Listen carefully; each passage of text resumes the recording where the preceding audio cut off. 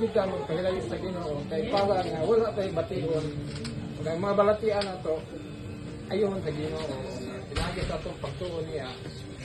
Makahatag pa nga nagapagdugang siya buhit siguro dako ra ka mara na siguro akong minto sa Ginoo nga mahimo. Dugangan pa o dugangan tinaboy. Habay panahon pa. Pwede nagapot. Ay sama. Mawala na akong contract. Labang na sa Ginoo. Ang Ginoo maayos yun sa. Salamat ko sa imong pagpasalamat balik sa Ginoo. Nakita sa Ginoo ang inyong kasing-kasing. Sa side ko ang Ginoo gyud yung kakadhan.